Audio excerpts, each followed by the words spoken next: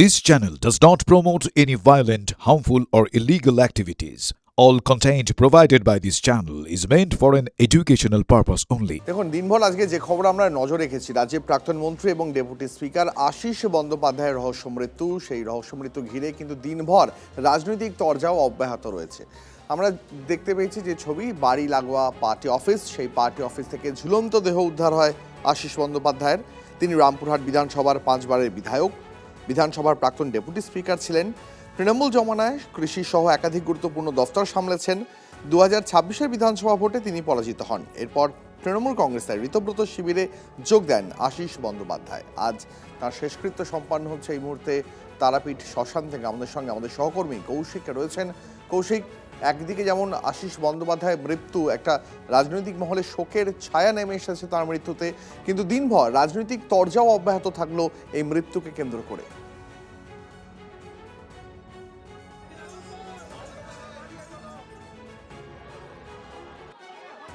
কথা বলবো আমার সহকর্মী কৌশিকের সঙ্গে।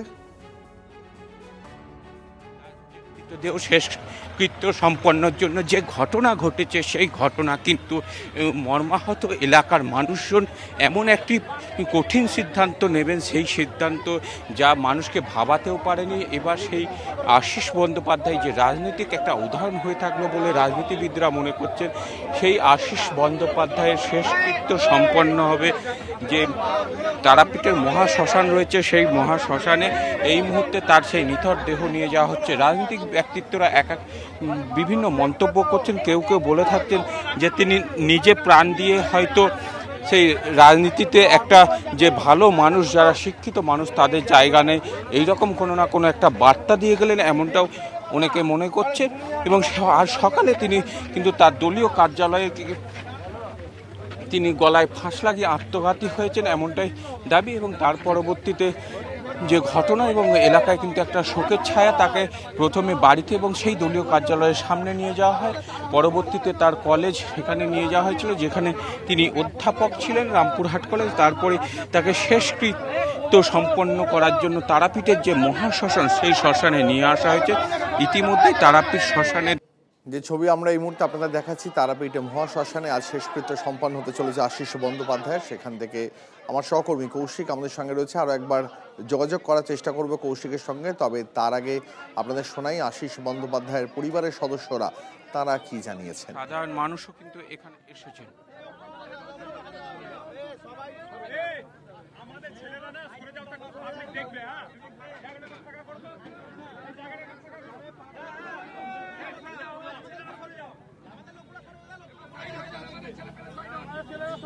আশিস বন্দ্যোপাধ্যায়ের মরদেহ পৌঁছেছে তারাপীঠ মহাশ্মশানে।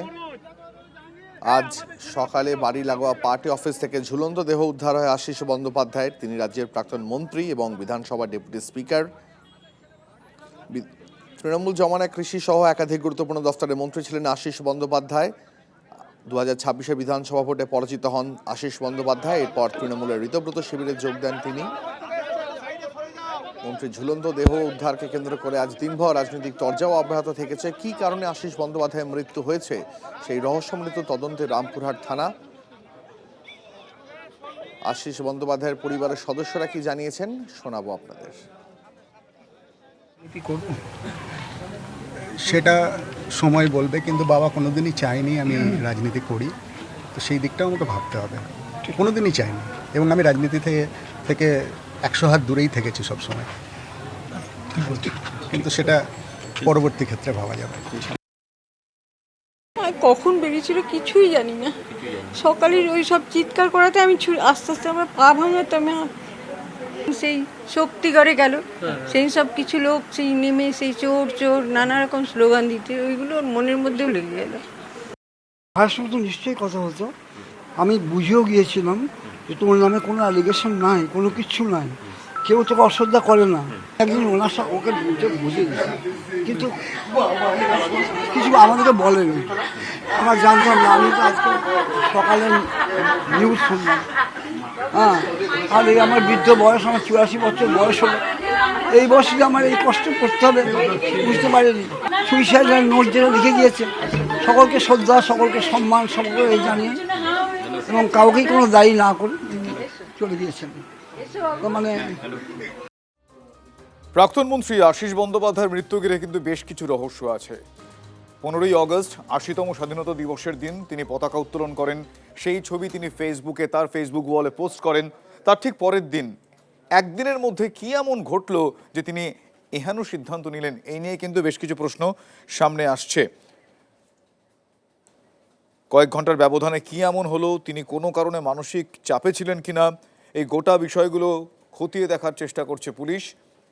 তার সুইসাইড নোট ভালো করে খতিয়ে দেখা হচ্ছে। শুধু তাই নয়, তার মোবাইল ফোনে কোনো রকম এ বিষয়ে তথ্য বা সংকেত পাওয়া যায় কিনা সেটাও খতিয়ে দেখার কথা আজ স্বয়ং মুখ্যমন্ত্রী উল্লেখ করেছেন।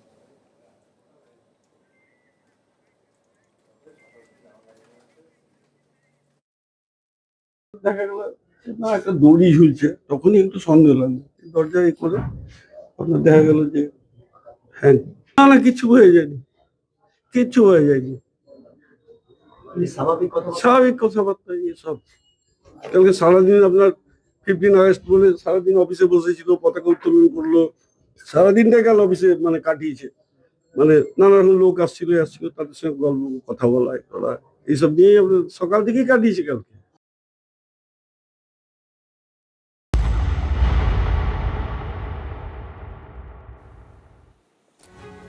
আজ সকালে ঠিক কি হয়েছিল? আজ সকালে হয়েছিল যে রামপুরহাটে বাড়ি লাগোয়া পার্টি অফিসে তার দেহ উদ্ধার হয় এবং সেইখানেই সুইসাইড নোট উদ্ধার হয়। ছাত্রাবস্থা থেকে রাজনীতিতে কোনোদিন কোনো দুর্নীতিতে যুক্ত হননি, সেই নোটে উল্লেখ করা, কিন্তু যেভাবে অপমান করা হচ্ছে তাতে মনে হচ্ছে রাজনীতিতে আশাই ভুল ছিল।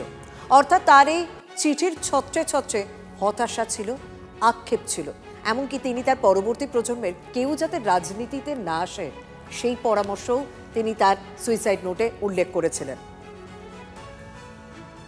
আমাদের সঙ্গে রয়েছেন প্রতিনিধি হিমাদ্রি। হিমাদ্রি, তার পরিবারের সদস্যরাও বলছেন যে আজ করতে পারেননি, যে তার মনের এই অবস্থা ছিল, কিন্তু কোথাও একটা বোঝা গিয়েছিল সাম্প্রতিক যে বেশ কয়েকটি ঘটনা ঘটেছে, যে ঘটনার সঙ্গে তিনিও জড়িয়ে পড়েছেন তার রাজনৈতিক দলের কারণে, সেগুলো কোথাও মন থেকে মেনে নিতে পারছিলেন না, কিন্তু এই যে চরম পদক্ষেপ তিনি নেবেন সেটা ভাবতে পর্যন্ত পারেনি। আশিস বন্দ্যোপাধ্যায় পেশায় শিক্ষক, দীর্ঘদিনের বিধায়ক, এভাবে ভেঙে পড়লে নিশ্চয়ই পিছনে একটা জোরালো কোনো কারণ রয়েছে। কি বলছেন তার অনুগামীরা?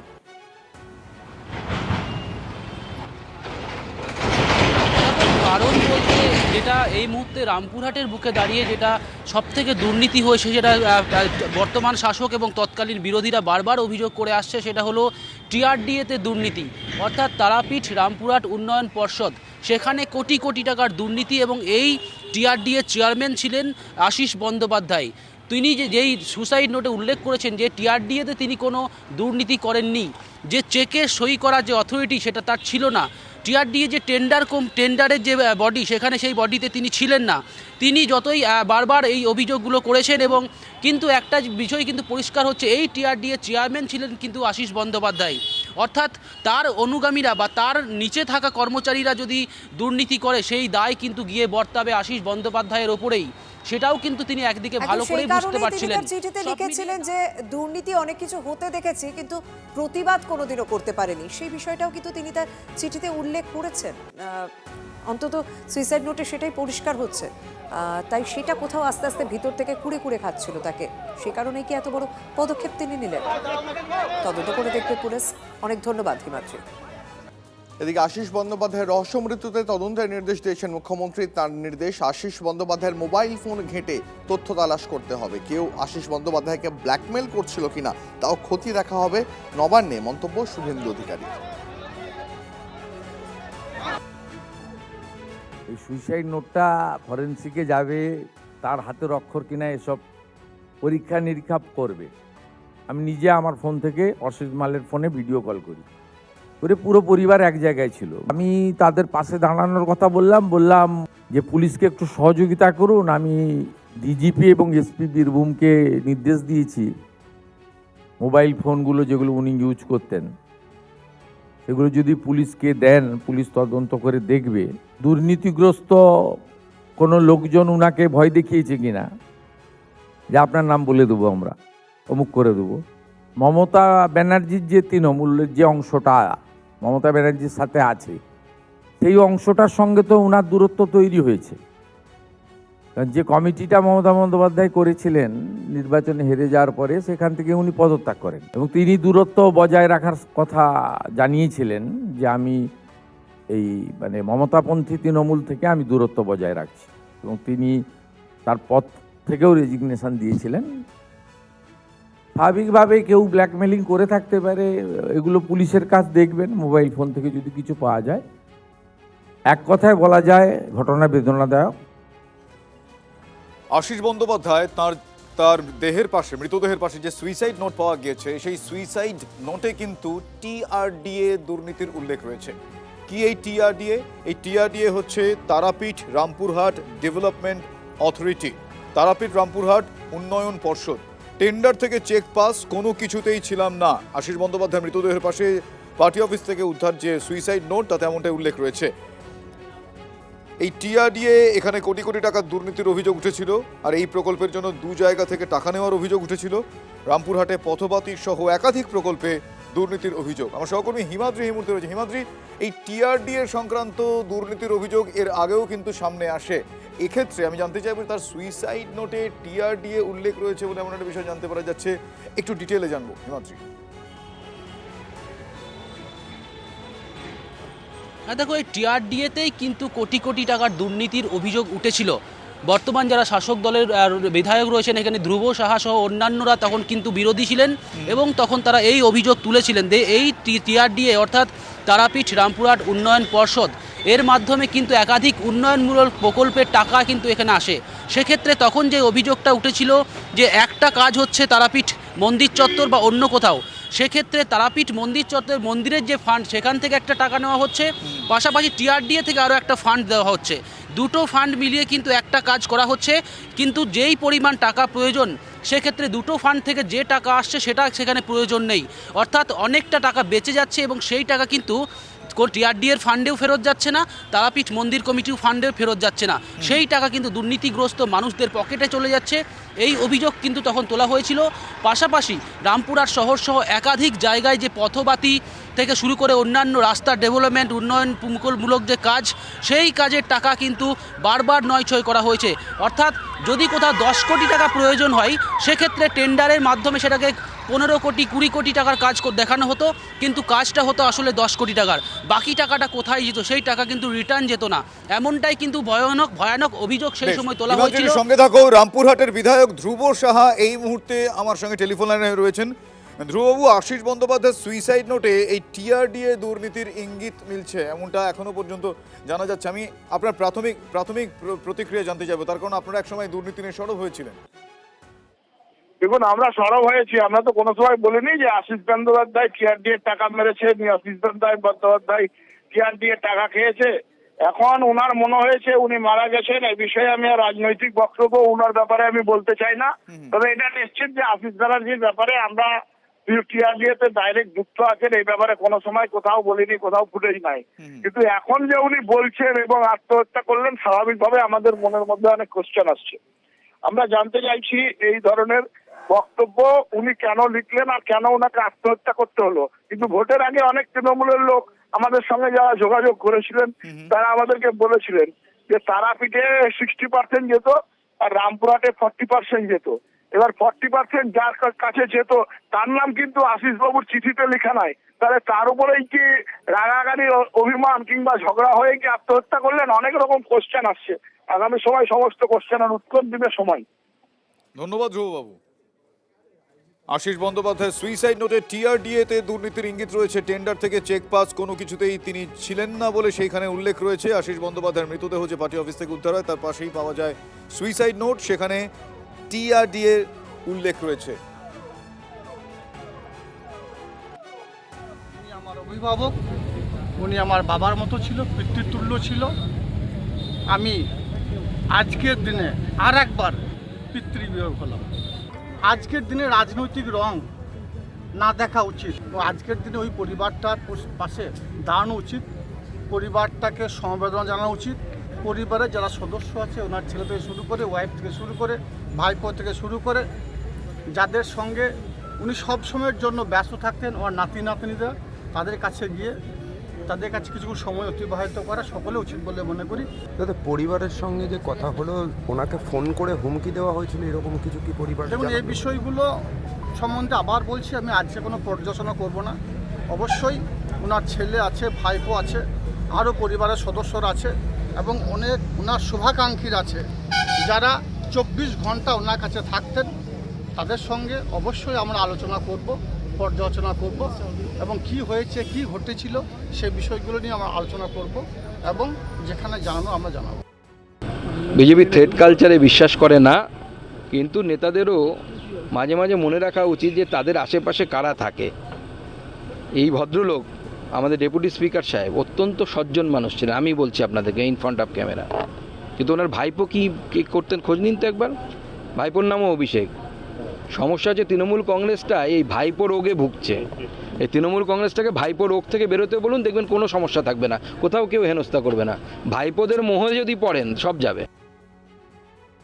ছাত্র জীবন থেকে রাজনীতি করেছেন, কিন্তু কোনোদিন কারোর কাছে 1 টাকার কোনো অ্যালিগেশন আজ পর্যন্ত নেই, সে বিরোধী হোক আর শাসকই হোক। আমরা জোরাত করে বলছি, আমরা রাজনীতিতে নাই, আমরা রাজনীতি পরিবারের ছেলে হয়ে যেটুকু হারিয়ে এর থেকে আর বেদনাদায়ক কিছু হতে পারে না। আমরা কোনো রাজনীতি করতেও চাই না, রাজনীতিতে আমরা থাকতেও চাই না। যেটুকু রাজনীতির কেরিয়ার জীবনে কেউ কোনোদিন একটা গায়ে কাদা দিতে পারেনি, কিন্তু লোকটাকে তো আজকে চলে যেতে হলো। কে কে হারালো জানি না, আমরা আমাদের ঘরের লোক হারালাম। আমরা এই রাজনীতিতে আর নাই, যেহেতু যেখানে রাজনীতির জন্য চলে গেল, আর যেখানে আর রাজনীতির কথা আছে বুঝতে পারলে হয়তো বোঝাতাম। আমি তো নিজে একজন উকিল, এত লোককে সাহস দিই, এত লোক, হাজার হাজার লোক আমার কাছে ফাইল আছে তাদের, আমার নিয়ার অ্যাবাউট 10,000-এর উপর মামলা। আমি যদি বুঝতে পারতাম ঘরের লোকটাকে আমি সাহস দিতাম না। জেঠু যখন বলে গেছে যে আমাদের পরিবার থেকে কেউ রাজনীতি করবে না, আমরা জেঠুর কথা ফেলতে অমান্য করব না। সে দরজাটা ভেঙে ভিতরে ঢুকার পরে দেখে কি যে আশিস ব্যানার্জি ওনার দেহে একটা নাইলন রোপ ইয়েলো কালারের দড়ির সঙ্গে পাংখার সঙ্গে বাঁধা ঝুলন্ত অবস্থায় আছে। বডিটাকে নামানো হয় প্রসিজার ফলো করে। ওখানে পাশেই দুটো হ্যান্ড রিটার্ন নোট পাওয়া গেছে, যেখানে অ্যাপারেন্টলি লেখা আছে কি nobody is responsible for my death, আমার মৃত্যুর জন্য কেউ দায়ী নেই। আমরা খতিয়ে দেখছি ব্যাপারটা কি কারণে উনি এই যে প্রাইমা পেশি যে বুঝে যাচ্ছে সুসাইড করেছেন, কি কারণে করলেন, কি আছে ব্যাপারটা, সেটা নিয়ে ইনকোয়ারি আমরা করে দেখছি। হ্যাঁ, ইনকোয়ারির জন্য তো থানার যে অফিসার আছে, টিম আছে, দরকার পড়লে আমরা একদম তৈরি করে দেবো। না, আমার যতটা নলেজ আছে ওনার বিরুদ্ধে পুলিশের কাছে কোনো অভিযোগ ছিল না, অ্যান্ড ওনাকে কোনো নোটিশ বি করা হয়নি, অ্যান্ড এরম কিছু ছিল না।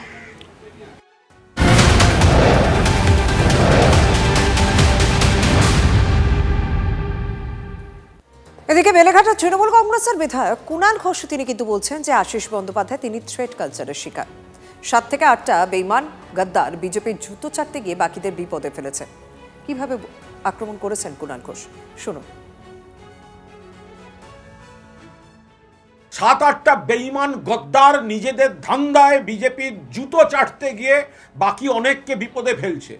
তাদের অন্য কোনো কাজ নেই, তাদের কাজ হচ্ছে বিজেপির সুতোয় সাড়া দিয়ে সুতোর টানে নাচছে আর তৃণমূলকে কি করে ভাঙা যায়। এইভাবে হবে না। যারা ওই শিবিরে চাপে আছেন তারা ভেবে দেখবেন, এই লড়াইতে বাঁচতে গেলে মাথা উঁচু করে লড়তে হবে, মমতা বন্দ্যোপাধ্যায়ের নেতৃত্বে লড়তে হবে। নইলে আশিস বন্দ্যোপাধ্যায় যে থ্রেট কালচারের শিকার হয়েছে, ভগবান না করুন আজ নইলে কাল আরও কারুর উপর এই ধরনের মানসিক চাপ তৈরি হয়ে যাবে। আশিস দা নিতে পারেননি বাংলার রাজনীতির লজ্জাজনক ঘটনা। এই থ্রেট কালচার এতদিন ধরে বলে এসছেন না, থ্রেট কালচার, এই হচ্ছে থ্রেট কালচারের মৃত্যু।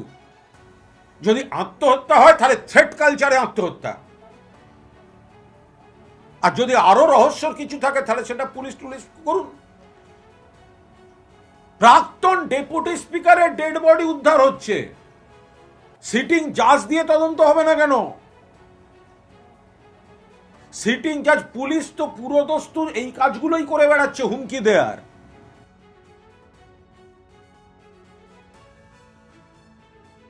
আমাদের সরকার খুব স্বচ্ছভাবে সমস্ত কিছু তদন্ত করে এবং করছেও। আপনারা মুখ্যমন্ত্রী কুণাল ঘোষকে বলবো, এতদিন তো এমন একজন মুখ্যমন্ত্রীর উপর উনি ভরসা করেছিলেন বা এখনও আছেন প্রাক্তন মুখ্যমন্ত্রীর উপরে, যিনি কুণাল ঘোষকে জেলে পাঠিয়েছিলেন। তো এখন এমন মুখ্যমন্ত্রীর উপরে ভরসা রাখুন যিনি বলেছেন যে আইন আইনের মতো চলবে, দল দলের মতো চলবে। আমাদের দলও স্পষ্ট করে দিয়েছে দল আলাদা সরকার আলাদা, অতএব এর মধ্যে রাজনীতি টানতে যাবেন না, আমার মনে হয় সেটাই ভালো। বন্দ্যোপাধ্যায়ের রহস্য মৃত্যু কিন্তু অনেকগুলো প্রশ্ন সামনে নিয়ে চলে এসেছে, যে প্রশ্নগুলো যথেষ্ট অস্বস্তিকর। দেখুন, দলের কয়েকজন নেতা লুটপাট চালিয়েছে, কিন্তু তার দায় নিতে হয়েছে দলের নিচু তলার সবাইকে। আগে এই নিয়ে প্রতিবাদ করা যেত না। কুণালের আক্রমণের পাল্টা জবাব ঋতব্রতর। মাফিয়া সিন্ডিকেটের প্রশ্ন তুলে সোমবার মুখ্যমন্ত্রীকে চিঠি দেবেন বলে জানালেন বিরোধী দলনেতা। শুক্রবার একাধিকবার কথা হয়। সকালবেলা যখন ফোন পেলাম, প্রথমে মনে হয়েছিল যে অবিশ্বাস্য ব্যাপার, এবং তারপর যখন আশিসদার সুইসাইড নোট, এবং দেখবেন ওইখানে একটা জায়গায় রয়েছে সর্বদা সব দলীয় অন্যায় মেনে নিতে না পারলেও প্রতিবাদ করতে পারিনি। আশিসদার মতোই আমরাও, মানে পরিস্থিতি ছিল না যে, এবং সেটা উনি লিখে গেছেন। আশিসদার মৃত্যু অনেক অপ্রিয় প্রশ্নকে তো সামনে নিয়ে আসছে। কতিপয় লোক হচ্ছে অর্গানাইজ লুট আর লিগালাইজ প্লান্ডার চালিয়েছে, আর তার দায় দিতে হচ্ছে অগণিত। মানে আশিসদার মতো সর্বজন শ্রদ্ধেয় মানুষ এরকম আরও অনেকে আছেন। আমি আশিসদাকে শহীদ হিসাবেই মনে রাখবো। সো কল্ড তৃণমূল কংগ্রেসের যে অ্যাকাউন্টগুলো ফ্রিজ হওয়ার আগে বছরে যে 1300 কোটি টাকার কাছাকাছি সুদ, সেই 1 টাকাও তো আশিস ব্যানার্জি এনজয় করেননি, এখানে কেউ এনজয় করেননি।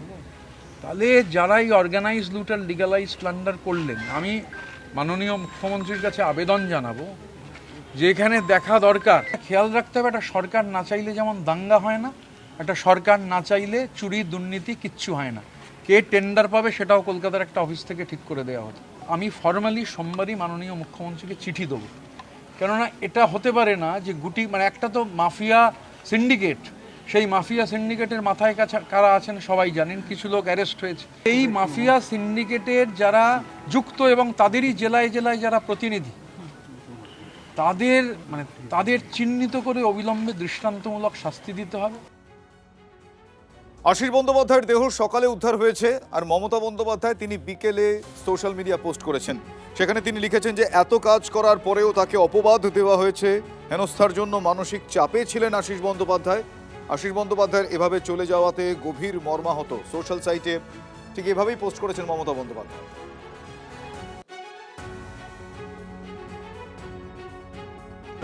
এটা নিয়ে যা বলার পুলিশ বলবে, প্রশাসনের বিষয়টি গুরুত্ব দিয়ে দেখা উচিত।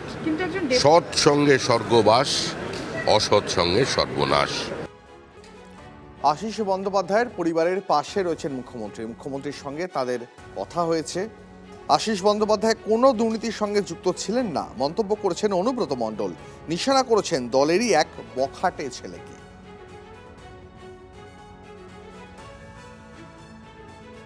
আর একটা জিনিস, যিনি এতদিন বছর ধরে বিধায়ক থাকলেন, শেষে তিনি বললেন যে আমার রাজনীতিতে আসা ভুল হয়েছিল। আসলে অধ্যাপক তো মনের দিক থেকে কষ্ট পেয়েছিল এই কিছু বকাটি ছেলের জন্য, এই সোশ্যাল মিডিয়ায় আলফাল কথা বলার জন্য। দলে কেউ কি বকাটের মধ্যে ছিল নাকি? দলে একটা তো বকাটে, নাম করা বকেটা। কি নাম বলা যাবে? কেন নাম বলবো? দলে আভ্যন্তরীণ ব্যাপার। এসবের জন্য কি হলো নাকি মানসিক? বললাম তো বকাটে ছেলে তো দলে একটা আছে। ওনার কোনো শত্রু নেই, উনি কাউকে জোরে কথা বলেছে কিনা সন্দেহ আছে। মেলাইন করা হয়েছে সোশ্যাল মিডিয়াতে, এবং মুখ্যমন্ত্রী সেটা তদন্ত করতে 100 বার মুখ্যমন্ত্রী ওনাকে কেস করতে বলেছিলেন, সবই বলেছেন। মুখ্যমন্ত্রী বলেছে এই পাশে আছে, আমি দেখবো। মুখ্যমন্ত্রী দেখলে আমি খুব খুশি, এবং মুখ্যমন্ত্রী যা বলেন তা করছেন। পাথর, বালি, গাছ, বোল্ডার, সেগুলো তো আছেই। রিক্রুটমেন্টে চুরি করেছে, আমফানের জিনিস, ডিজাস্টার ম্যানেজমেন্টের জিনিসে চুরি করেছে। যে টাকাগুলো এসছে কেন্দ্র সরকার থেকে সেগুলো পুরো চুরি করে নিজে নিজে গুছিয়ে নিয়েছে। মানে এর কোনো ক্ষমা নেই। কিন্তু মাঝখান থেকে যদি এই ধরনের মানুষগুলোকে মেলাইন করা হয়, বা যেভাবে চলছে ডিম ছোড়া বা চটি ছোড়া, এটা করবেন না। মানে আর যদি উনি লিখে দিয়ে যান যে কারা কারা ওনাকে মেলাইন করেছে বা কারা কারা ওনাকে ডিমিন করেছে, সেটা খুবই দুঃখজনক হবে, আপনাদের জন্য খুব অপমানজনক হবে যে আপনাদের ভুলের জন্য কোনো মানুষ প্রাণ নিয়ে নিচ্ছেন। Let the law take its own action, let the people of Bengal decide তারা কি করবে। অলরেডি ম্যান্ডেট দিয়ে দেওয়া হয়েছে এবং তৃণমূল আজকে কোথাও নেই। তো এর থেকে বেশি শাস্তি তো আর কিছু হতে পারে না। ডিম ছোড়া, জুতো ছোড়া, কাদা ছোড়া, পাথর ছোড়া, গোবর ছোড়া করবেন না, এটা আমাদের কালচার নয়।